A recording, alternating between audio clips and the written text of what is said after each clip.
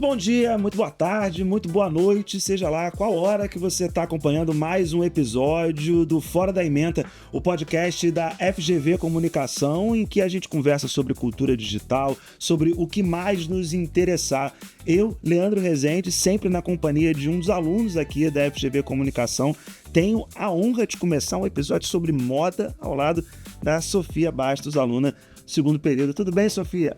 Tudo ótimo, Leandro. E hoje a gente está aqui com a nossa convidada especial, Thalita Ferraz. Ela é internacionalista e parte do comitê fundador do Conselho Brasileiro de Moda. É um prazer recebê-la aqui para conversar com a gente. Tudo bem, Thalita? Tudo ótimo. O prazer é meu, Leandro, Sofia. Obrigada pelo convite. Eu que agradeço, né? Nós que agradecemos aqui a você, Thalita, porque é um universo que passa por muitas transformações, né? O universo da moda. E até no papo que eu e Sofia tivemos aqui para pensar esse episódio, é um mundo que mudou muito, sobretudo a partir da chegada ali de influenciadores digitais. Hoje a gente vê muitos perfis falando sobre moda. Então, uma primeira pergunta, queria saber há quanto tempo você está nesse universo da moda e o que mudou de lá para cá? Vamos lá, eu acho que eu sou nova nessa área. Eu sempre estive presente enquanto uma entusiasta, uma curiosa, acompanhar as semanas de moda, os desfiles, as tendências, e principalmente quando aquilo extrapolava o universo da moda, era para além da roupa, era para além do desfile, né, era um ou outro acontecimento que você, né, que chamava a atenção, assim. Eu acho que um exemplo clássico, né, é quando você tem um evento de inauguração, um evento de posse, por exemplo, de um presidente, de alguém, e o assunto vira o que a primeira-dama estava vestindo. Qual o significado daquilo? Então, essas interseções sempre me chamaram a atenção. Eu acho que é importante falar, o meu lugar de fala, né? A minha formação é em relações internacionais, eu sempre trabalhei com política internacional, mais recentemente com diplomacia de cidades, e comecei a trabalhar com projetos de internacionalização do sistema de moda brasileiro, com economia criativa, nos últimos 2, 3 anos, e foi aí que eu achei um pouco essa interseção entre o que eu fazia, entre a minha área de formação com a moda. Todo mundo sempre vai entrar nisso, falar que acha que é futilidade, ou que é só para quem tem dinheiro. E, realmente, a moda sempre foi uma área muito elitista. E, ultimamente, todo mundo quer participar nesse assunto de moda. Tipo, que gosta de se vestir, gosta de comprar roupa, e aí lançou o novo Diabo Veste Prada e o Rio Fashion Week. Mas nesse assunto, o que realmente significa se interessar por moda? Se é acompanhar a tendência, acompanhar influencer ou marca, e se fazer isso, acompanhar essas pessoas, é a mesma coisa que participar do campo da moda? Porque muita gente, quando pensa em moda, vai pensar automaticamente em algumas influências, tipo as Kardashians ou a Malu Borges, que é brasileira. E isso vai levantar uma questão muito importante, que é se esse interesse em moda hoje em dia das pessoas, que cresceu absurdamente, é um interesse genuíno pela área da moda, ou se é pelo estilo de vida e pelo que meio que a moda promete a essas pessoas. Complexo, hein? Complexo. Mas eu acho que na sua pergunta tem vários sinais aí, várias indicações, assim. Eu vou começar achando que tem pelo menos 2 maneiras da gente pensar a moda. Eu acho que tem a moda enquanto negócio. Então, a gente está falando de estratégia de consumo, estratégia de venda, marketing, branding. Eu acho que toda essa linguagem que vocês estão acostumados, estão trabalhando, estão se formando. Mas pensar em como isso reverte no negócio de moda. Então, você tem que vender, né? Esse universo, ele depende, ele é uma cadeia de consumo, né? É um sistema econômico. E tem a moda enquanto códigos simbólicos. Então, eu separaria um pouco, nesse momento, essas duas frentes, né? E eu acho que as duas estão ali com várias interseções, com vários caminhos. O que eu acho mais interessante desse momento é que a cadeia de consumo, que tem a ver com o papel dos influenciadores, democratizou a informação sobre os códigos de moda. Não tinha parado para pensar nisso. Então, você tem pessoas de qualquer faixa, classe, acessando mais informações sobre esses códigos de moda.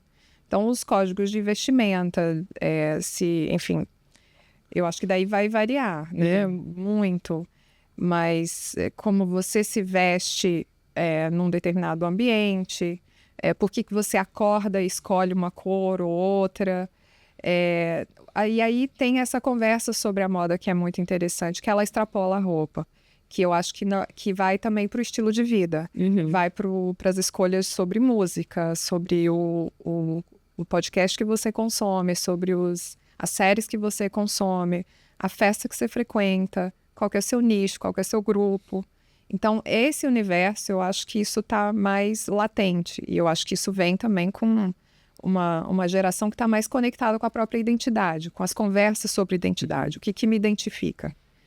Então, eu acho que até quem fala eu não ligo para a moda, ele vai se conectar com um grupo de pessoas que não liga para a moda, talvez a moda negócio, a moda consumo, mas ele acorda, essa pessoa acorda de manhã e ela pensa que inconsciente ou não, ela vai escolher uma roupa, né?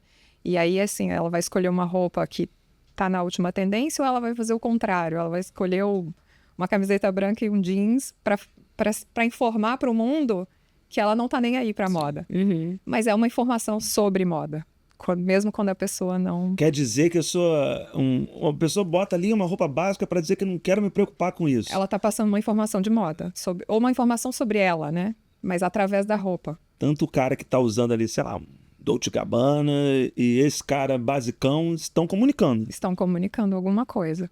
Nem que seja uma desinformação, não uma desinformação, mas né, eu não estou ligando para isso, mas tem códigos ali. E não tem aquela máxima, né? Assim, você olhar para as pessoas e falar, escolher usar Havaiana num lugar que não se deveria usar, chinelo, né? Não escolher usar sapatênis, sabe? Da onde é aquela pessoa? Mesmo que ela não está ligada nos desfiles, ela está informando alguma coisa. E eu acho que isso que é o interessante, assim, você olhar para o mundo e ver o que daquilo te pega ou não. E o que me chamou a atenção, até vou voltar num ponto aqui que a Sofia mencionou, que é das semanas de moda, né? E que eu também aprendi isso com a Sofia, no sentido de que se trata de um evento muito antigo, né? Que é um evento que está na história da Europa, que a ideia de semana de moda é uma coisa que é muito antiga e, como tudo hoje, se tornou também muito superlativo, né? O retorno do Fashion Week para o Rio de Janeiro teve um impacto de 100 milhões na economia aqui da cidade. Hoje, no Rio de Janeiro, são 6.600 empresas, 90 mil profissionais, uma movimentação salarial só de 4 bilhões de reais. Quer dizer, é um pilar dessa economia criativa. O que a gente está conversando aqui é um pilar da economia fluminense, da economia carioca, por consequência da economia fluminense e brasileira. Eu queria te ouvir um pouco sobre o Rio Fashion Week, né? Com tempo sem acontecer, volta a acontecer nesse ano de 2026. Você participou ali do pensamento por trás do Fashion Week. Queria te ouvir um pouco sobre essa experiência também. Eu fiz parte da equipe que trabalhou bastante nessa concepção, na curadoria do conteúdo, mas enquanto na prefeitura também vi esse projeto começar a nascer, assim, e é muito interessante. Primeiro, acho que já falando isso, não é exatamente um assunto supérfluo, né? Você tem aí dados econômicos sobre como essa indústria é relevante. Não é nem um pouco fútil, né? Para pegar Não é fútil. carona no que a Exato. Sofia falou antes. Eu acho que, então, assim, você movimenta cadeias e sustenta, né, muitas pessoas em torno de criação, da criatividade. O Rio de Janeiro tem um polo criativo muito rico, e também da indústria de fabricação também. Então, tem as duas vertentes aqui, né? Tem pessoas muito criativas, então, para falar do design e tudo, e tem as indústrias mesmo. O Rio Fashion Week volta, eu acho que num momento muito interessante enquanto um projeto de gestão da cidade, que é essa cidade que atrai, que recebe, que sabe receber grandes públicos e de diversas áreas. Então, eu acho que está muito conectado, tem que pensar como que isso está conectado a vários atores numa cidade. Então, tem a ver com política pública, tem a ver com a força da indústria e eu acho que com um projeto de cidade. Uhum. As semanas de moda no mundo, as mais conhecidas, elas não acontecem isoladamente, nunca aconteceram isoladamente. Tem um projeto político, tem um projeto conectado a elas. E de projeção, às vezes, né, de projeção de país até. O caso francês é muito emblemático nisso. Então, é uma indústria que está conectada, assim, isso aqui não está desassociado da identidade do país. Então, você tem instituições, você tem financiamento, você tem uma estrutura por trás disso. E é isso, eu acho que nos últimos anos tem um incentivo político e uma vontade de contemplar tudo que a cidade tem de melhor. A cidade e o Estado, né, tem de melhor. Então, você tem uma cidade que caracterizada pelo turismo, né, e que tem ainda os seus assets, né, os seus atrativos e suas potencialidades. E então é muito interessante ver esse retorno nesse momento, né, que tem os eventos tipo Todo Mundo no Rio.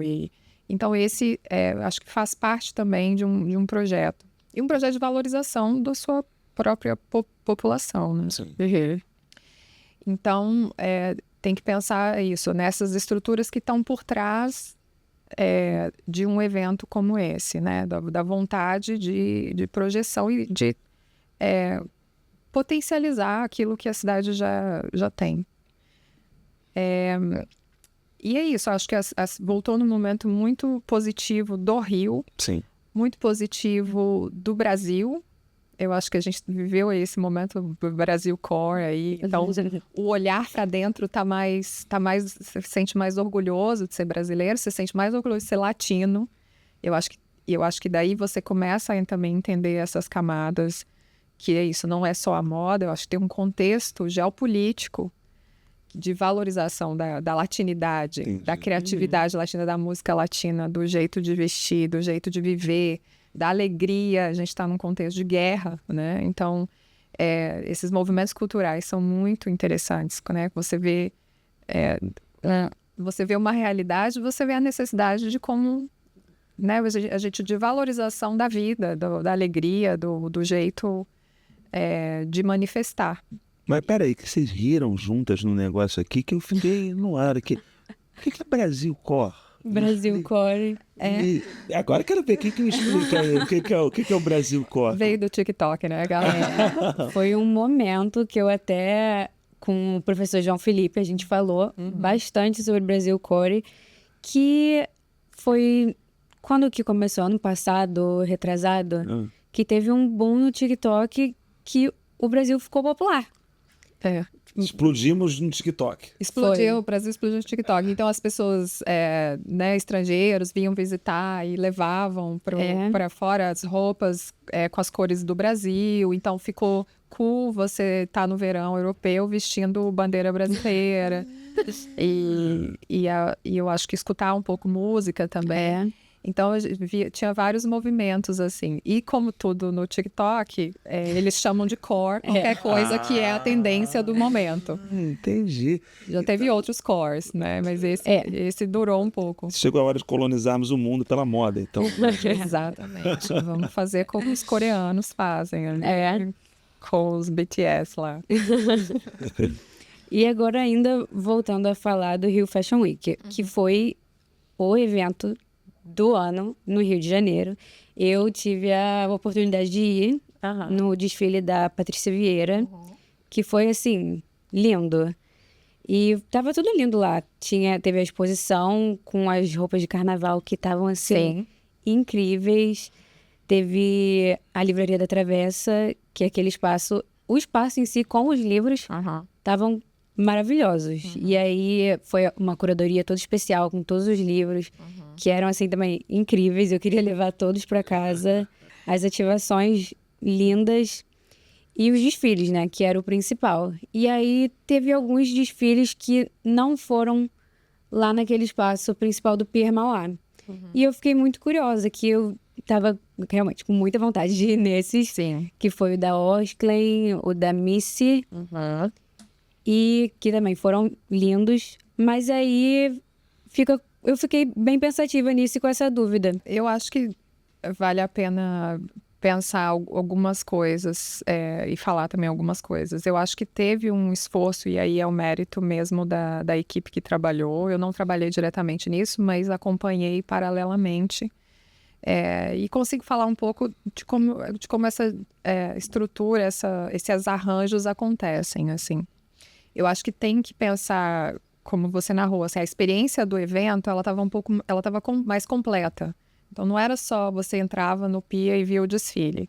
Você viu marcas, você viu instituições educacionais de moda, né, com informação de formação da moda, tem espaço de exposição.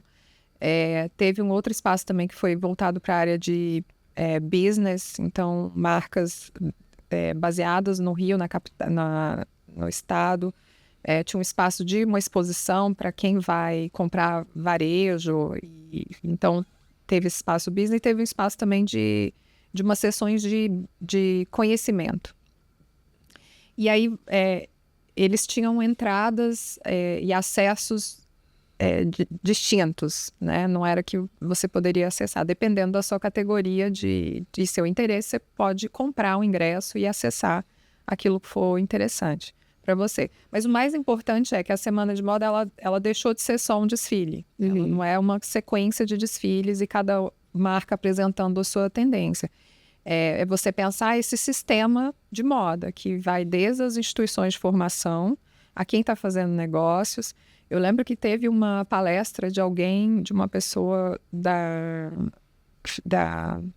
Federação do Estado do Rio, explicando sobre tecido tecnológico para fazer paraquedas. Uau! Então, assim, você tinha desde esse tipo tipo, se você tem interesse em acessar esse tipo de tecnologia de tecido até o desfile.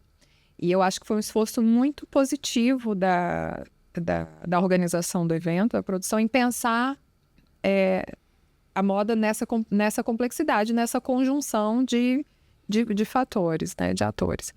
E aí, para a estrutura, né, como é que uma semana de moda se organiza, né? Tem que ter o interesse da marca. Sim. De querer se projetar, e aí fica um espaço de projeção e de acesso à imprensa, público, muito evidente nessa semana.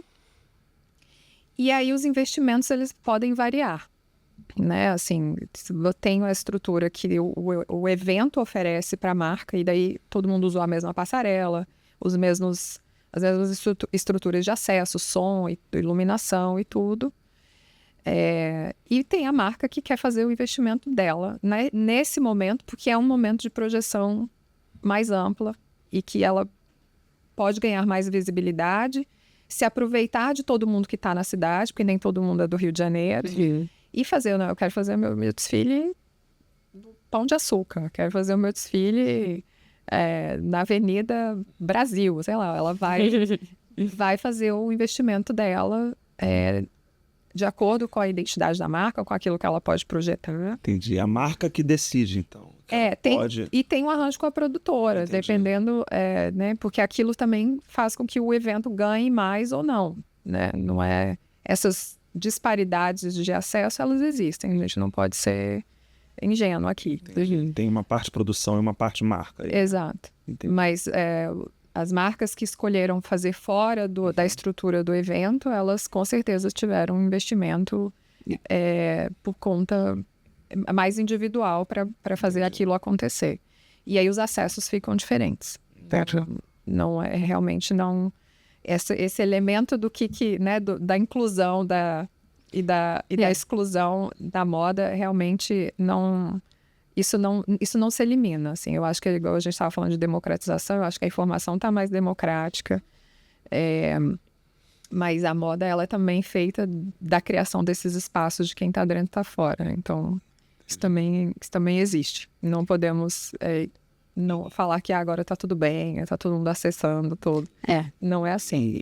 E mesmo num contexto que a gente está falando, né, de mudanças digitais, de novos atores, esse jogo de inclusão e exclusão, ele permanece.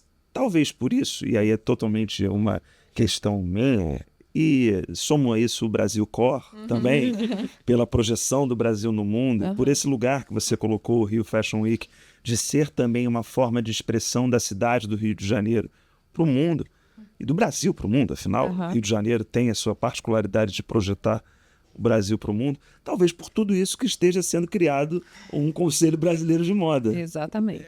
Chegamos lá. Chegamos lá? Faz todo sentido. O que é o Conselho Brasileiro de Moda? Como é que está esse momento de fundação do Conselho? É muito interessante. Eu acho que essa leitura você já sacou. Assim, é o momento de se pensar a moda brasileira enquanto sistema, né? Enquanto todos esses atores, todos esses elementos e com a potencialidade brasileira, com a marca brasileira, que existe, e eu acho que quem foi no desfile, quem sabe que é mais...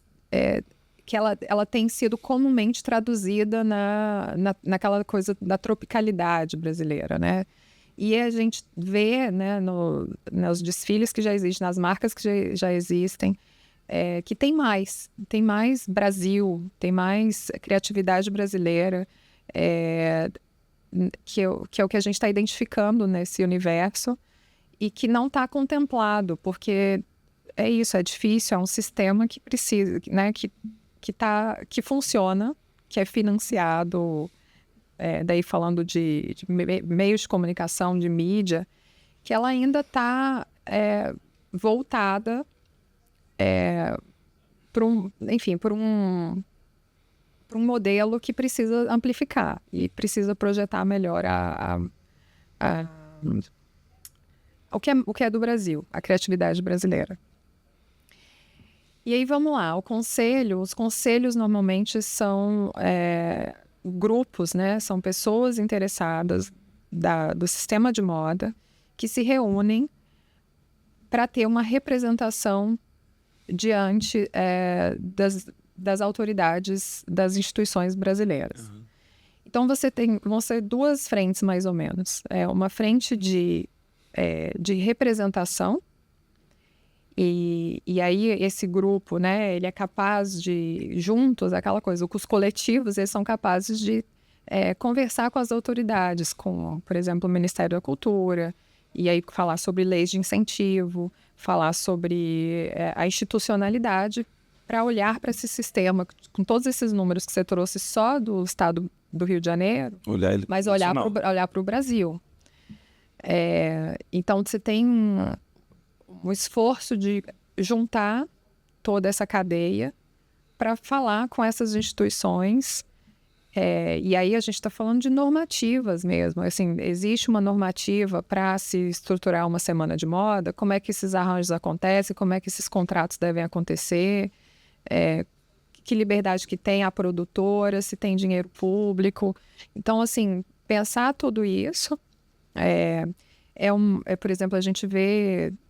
às vezes sai nas redes sociais modelos falando das condições precárias de trabalho, de que tem que ficar 12 horas à disposição e não se alimenta direito, enfim.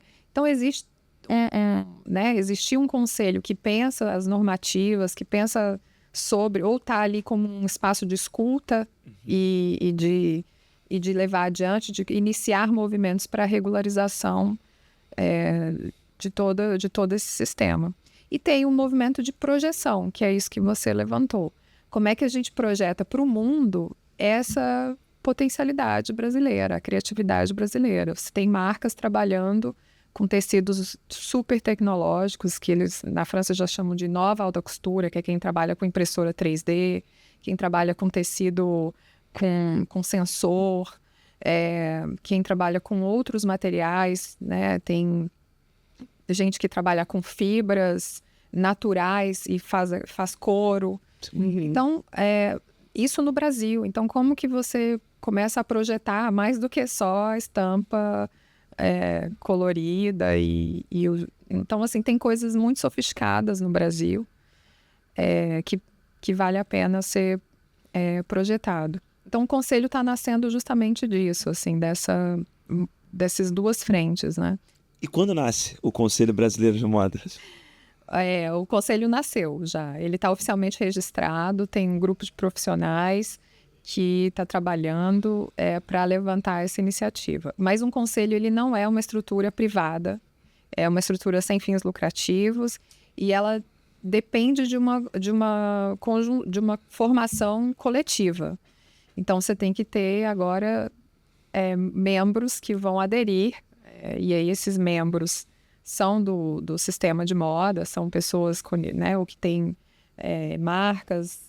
E aí uma particularidade desse Conselho Brasileiro que a gente está estruturando e que a gente imaginou e está trabalhando para estruturar é que não é só de marcas.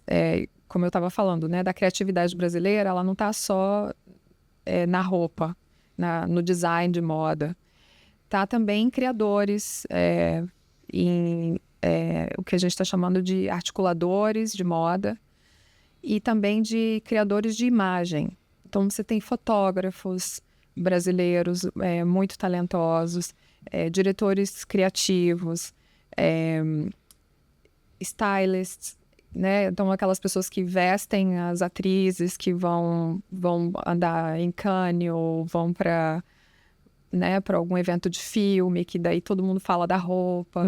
Então, essas pessoas que estão pensando a criação de imagens também são pessoas ligadas ao sistema de moda. Então, é um conselho que vai agrupar todas essas pessoas. Já existe no Brasil algumas representações, por exemplo, da indústria têxtil, de uma associação de estilistas. Já existem algumas iniciativas, mas a gente percebe que isso está um pouco segmentado.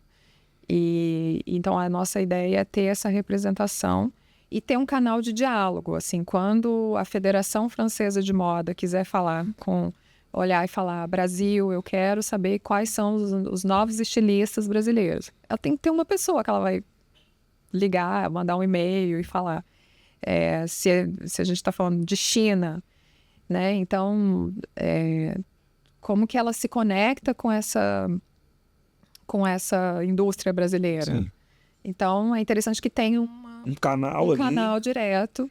Legal. Que vai poder conectar.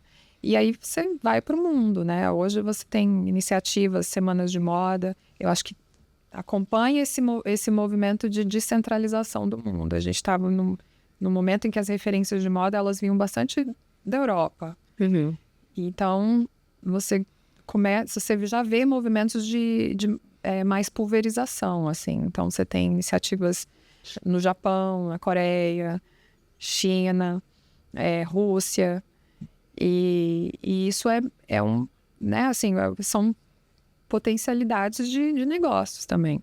E aí você ter uma autoridade ou uma representação legítima que possa informar sobre o sistema de moda brasileiro.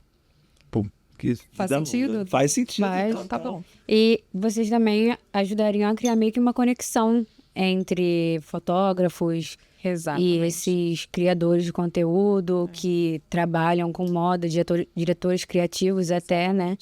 Que podem não se conhecer agora ou saber só de nome, criar realmente essa ponte entre essas pessoas e depois até entre outros países Exato. e criadores e que ainda estão crescendo para chegar nesse lugar. Lugar de reconhecimento que é merecido.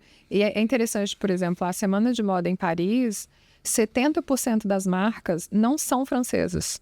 Então, é uma semana de moda e é uma estrutura de moda que se fortalece, se renova e se legitima com talentos de outros De outros lugares. Então, assim, isso é muito importante. Foi a maneira com que essa estrutura se encontrou, e acho que a França também sempre trabalhou dessa maneira. Assim. Mas por que a gente não tem a nossa estrutura de projeção? E que potencialmente pode receber também da América Latina, de outros lugares. Então, como é que se transforma essa força que é o Brasil, em termos de projeção internacional, o Rio de Janeiro, por exemplo, tanto como para projetar o que tem de bom internamente, como também para receber o que tem de fora, que também pode ser reconhecido.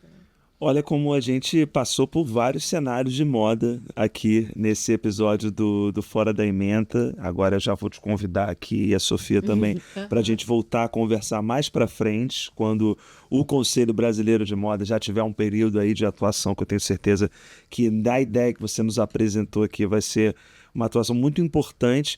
Mas aí, para a gente encerrar aqui o nosso episódio, eu estou diante de duas feras da área e eu não posso perder uma brevíssima oportunidade de fazer com que vocês dividam com os nossos ouvintes por que vocês se interessaram por moda. Porque se a gente conversou como e por que e quando que vocês se interessaram por moda. Vou começar com a Sofia. Comigo, tá bom. Vou começar com a Sofia. Como que você foi... Por que você se interessou por essa área? Então, eu acho que... Eu acho não, né? Vou falando. Que desde pequena... Eu sempre tive nesse meio de arte. Então, eu fazia teatro, eu fazia balé, eu fazia vários tipos de dança. E aí, a parte que mais me deixava, assim, na expectativa, era no final do ano a apresentação que tem sempre as roupas mais lindas possíveis, o figurino, né? E aí, era sempre... Aí, com as meninas, a gente sempre ficava vendo qual cor ia ser de quem. E aí, fui crescendo e vendo que, realmente, eu gosto disso. Mas imagina se, sei lá, algum dia eu fizesse isso. E aí, eu via as roupas assim, pensava, se fizesse desse jeito ia ficar melhor. Aí, foi crescendo assim, até eu descobrir a Vogue. Que foi, também acho que eu tinha o quê? Uns 13 anos. E aí eu fiz um trabalho, uma monografia para minha escola sobre a Vogue. E aí depois disso ficou meio que para trás, porque aí fui crescendo mais um pouco e descobrindo meio que tudo. E aí, nesses últimos 2, 3 anos, a minha melhor amiga criou uma marca dela, que é chamada Haters Love Too. E desde que eu conheci ela já tinha esse interesse por moda, e aí eu fui lembrando disso, e esse interesse foi voltando, e até pela fotografia, que eu gosto muito de ver os editoriais, e minha mãe até é fotógrafa, e aí cada coisa vai adicionando, vai somando uma camadinha, né? E aí você está aqui hoje diante da Thalita, que certamente tem alguma razão para você também estar aqui. Não dá para explicar, eu acho, uma resposta assim curta, né? Eu tenho essa memória infantil, assim, de ter algumas discussões com a minha mãe, de ela colocar uma roupa na minha frente e eu não gostar da roupa. Eu não conseguia entender. Eu acho que, assim como eu também cresci num lugar que é isso, o cabelo cacheado era um cabelo diferente, então eu acho que eu sempre tive ali, me senti um pouco à margem, assim, do que era, sei lá, normal. E então eu acho que tem essa memória infantil de pensar a roupa e pensar como aquilo, eu me identificava ou não, é óbvio que eu não tinha consciência disso. Agora, na fase adulta, tem essa percepção de que esse universo ele está conectado com uma leitura conjuntural da vida, sabe? De ver isso, assim, é uma conjunção de coisas que molda a sua escolha, né? Do que comprar, do que vestir, da música que escuta. Então, na hora que eu me dei conta desses atravessamentos, assim, entre o contexto geopolítico influenciar na criatividade de um designer e ele pensar numa roupa, numa roupa que não é só a roupa, né? Você botar na passarela um estilo de vida, uma forma de pensar esse momento do mundo. Eu acho que aí na hora que eu entendi todas essas camadas, aí ficou muito interessante acompanhar tudo. E aí, para você, que é nosso ouvinte aqui do Fora da Ementa, ver como é que esse episódio foi construído, de um trabalho infantil à geopolítica, uma estudante do segundo período e uma das fundadoras do Conselho Brasileiro de Moda, a gente conseguiu fazer um diálogo muito legal. Quero agradecer a Thalita por ter vindo conversar com a gente aqui. Eu que agradeço a oportunidade. Foi muito legal, Sofia. Obrigado, foi ótimo. Gostou? Adorei. Ai, obrigada, Leandro. Então, é nossa casa aqui, não tem que me agradecer. O episódio de hoje foi discutido e desenvolvido no âmbito do Laboratório de Redação Jornalística da FGV Comunicação no primeiro semestre de 2026, coordenado por mim, Leandro Rezende. Apoio e edição do cara que está sempre na moda, Felipe Vasques, que é coordenador de produção de conteúdo digital do Media Lab. Até o próximo Fora da Ementa.